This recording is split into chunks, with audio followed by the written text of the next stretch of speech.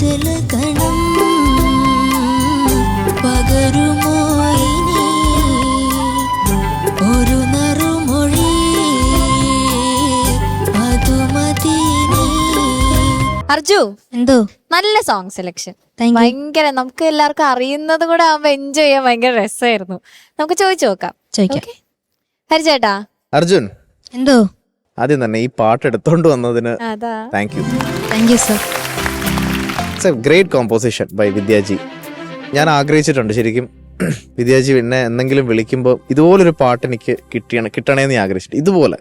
അങ്ങനെ ആദ്യം ഞാൻ പാടിയ പാട്ടായിരുന്നു നിലാവും മായുന്നു രാവേറെയായി ഒരേ കാന്തതാരം പോൽ നീകയായി നിലാമലരെ നിലാമലരെ.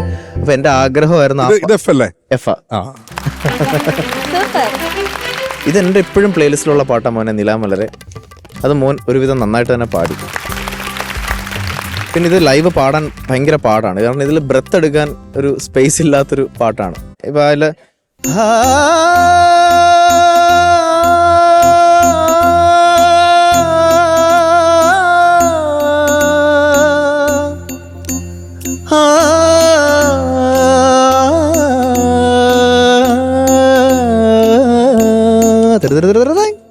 അങ്ങനെ തുടങ്ങുന്നത്.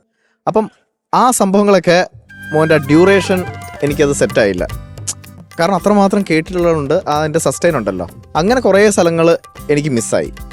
ഫ്രം ബിഗിനിങ് ഞാൻ അതിങ്ങനെ നോക്കുമായിരുന്നു. പക്ഷെ അതൊന്നും കുഴപ്പമില്ല. ഞാൻ പറഞ്ഞത് മോൻ്റെ പ്രായത്തിനനുസരിച്ച് മോൻ പാടിയിട്ടുണ്ട്. പക്ഷെ ആ പാട്ട് ഒരുപാട് കേൾക്കണം, പഠിക്കണം. പിന്നെ ഇതിൻ്റെ ചരണത്തിലൊക്കെ കുറേ പിച്ച് ഔട്ട്സ് ഉണ്ടായിരുന്നു. മോൻ ആ ചരണം ഒന്ന് പാടാവോ?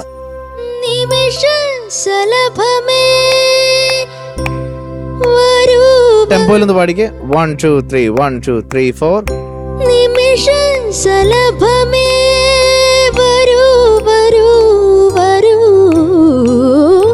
ആ ഇതിപ്പം നമുക്ക് ഈ സെയിം ലൈൻ തന്നെ നിമിഷ ശലഭമേ അങ്ങനെയല്ല ഒറിജിനല്.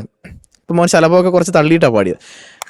നിമിഷ ശലഭമേ വരൂ വരൂ വരൂ. അവിടെ ഒരു ബ്രത്ത് എടുക്കാം, സ്കോപ്പുണ്ട്. വരൂ വരൂ വരൂ നിമിഷ ശലഭമേ മധുനു കരുഹിണി ഉദയ കിരണമേ. അങ്ങനെ ബ്രത്ത് എടുക്കാൻ നമുക്ക് അഡീഷണൽ സ്പേസസ് നമ്മൾ കണ്ടുപിടിക്കണം. ഇപ്പം റെക്കോർഡിങ്ങിൽ ഇല്ലെങ്കിലും ലൈവ് പാടുന്ന സമയത്ത് ശ്വാസം എടുക്കണ്ടേ, ഇല്ലെങ്കിൽ ആ നിലവിളി ശബ്ദം വിടുമെന്ന് പറയേണ്ടി വരും. നേരത്തെ പ്ലാൻ ചെയ്യണം, അതൊക്കെ പ്ലാൻ ചെയ്യണം. അപ്പോൾ അർജുൻ അടിച്ചു പൊളിച്ച് പാടി. ഈ ഒരൊറ്റ കാര്യത്തിലേ ഉള്ളൂ, ബ്രത്തും കുറച്ച് പിച്ച് ഔട്ട്സും കേട്ടോ. പക്ഷെ മോൻ നല്ല പെർഫോമൻസ് ആയിരുന്നു. Thank you sir. All the best. Thank you ഹരിചേട്ടാ. ഷാനിക്ക. അർജുൻ ഒരുപാട് പിച്ച് കുറക്കേണ്ടി വന്നു അല്ലേ?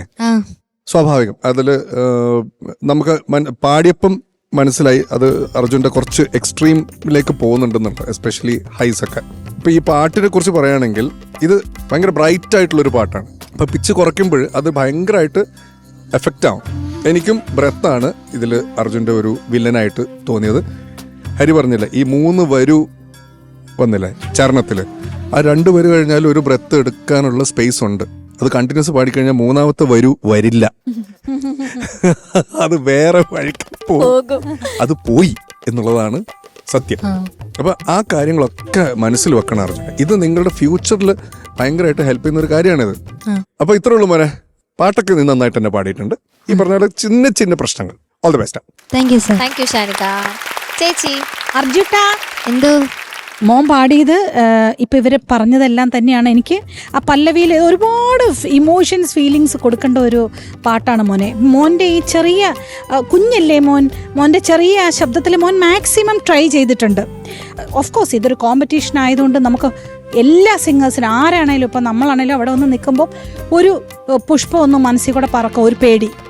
അതിൽ ഈ സംഭവം കുറച്ച് ഭാവവും കുറച്ച് ബ്രീത്തും ഒക്കെ പോകും. പക്ഷേ ഫസ്റ്റ് അനുപല്ലവി മോൻ നന്നായി പാടി വന്നു കേട്ടോ.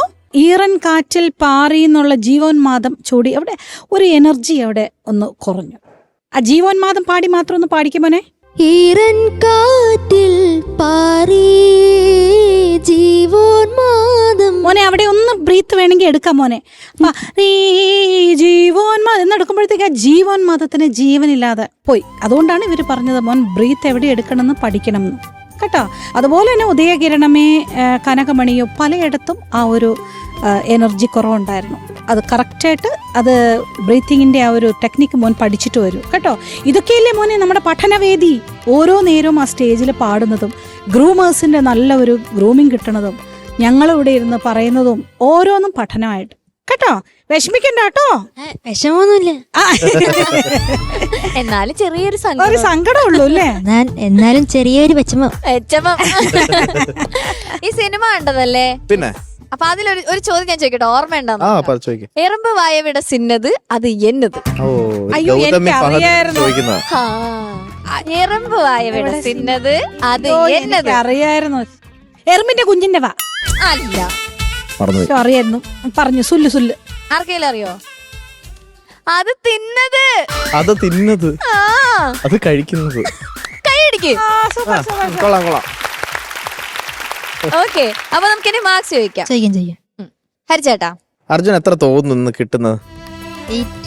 8 കറക്റ്റ്. Thank you sir. ഇവിടെ പ്രൊഡിക്ഷൻസ് ഒക്കെ കറക്റ്റ് ആവുന്നുണ്ട്. കറക്റ്റ് ആണ്. ഓക്കെ, ഞാൻ എത്ര തരുത്തോ നിനക്ക് തോന്നണേ? എന്നാ എടുത്തോ. Thank you sir. അപ്പൊ പിന്നെ ഞാനായിട്ട് എന്ത് തരും? 8. 24 മാർക്സ് ആണ് കിട്ടിയിട്ടുള്ളത്. അടിപൊളി, താങ്ക് യു. സൂപ്പർ.